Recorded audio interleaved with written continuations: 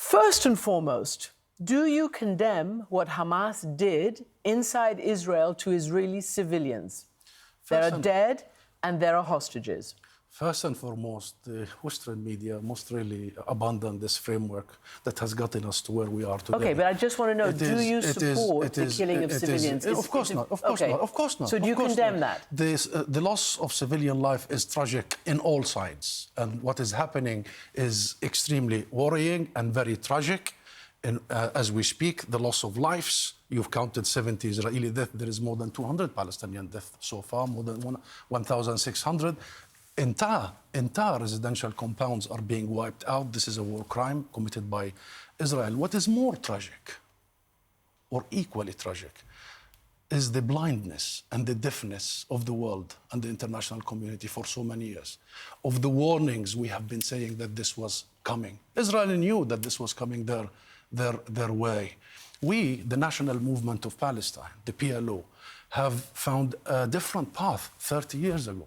We have committed to what the world asks us: recognize Israel, commit to negotiations and non-violence, and to international legitimacy and resolution. Israel was expected to do one thing only: roll back its occupation, stop its colonial settlement expansion. Not one day it did so, killing the prospects of a two-state solution. And the world was expected to do one thing, Christian: uphold international law equally on everybody, on Ukraine, on Palestine. And the world fails to do that. So now no accountability. Now, every single political avenue is blocked. Every single legal avenue for us is blocked, like the ICJ, the International Court of Justice. You've heard what the US said, or the UK said. But I want to know what happens now. What happens now? There's a war that Israel has declared after Palestinian militants, who I don't think you're friends. Hamas is not a supporter of the Palestinian Authority. There's a war. And as you say, there's going to be a massive escalation. There is a war. You see, we're having this conversation because Israelis have seen what they have seen today. But my people see this every day, every single day. Palestinians are targeted, killed, arrested, surrounded. Their land is confiscated. Their holy places are desecrated. Not only Muslims, but Christians. You have been following what is happening in the Al-Aqsa Mosque and in our Christian churches, the spitting on Christian worshippers. Our people have been seeing apartheid being enforced on them over the last years, and the land is being taken, and the hope for a political solution that will fulfill their rights dissipating. And therefore, this is what we need to discuss. Fine. Yeah, I know. But I mean, as you know, neither the Israeli political spectrum nor the United States nor anybody, it's like the Palestinian issue doesn't exist anymore. The two-state solution the diplomacy is on deep freeze.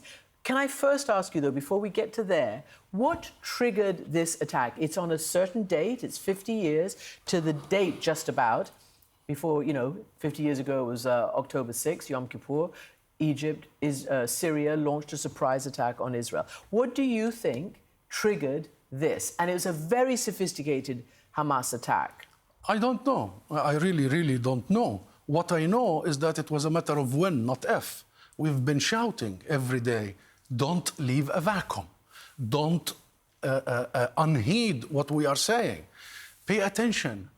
Don't underestimate people's desire for freedom, for ending the bondage and captivity. Pay attention to the destruction that Israel is doing. Make sure that these supremacists in the Israeli government are not going to turn the whole thing upside down.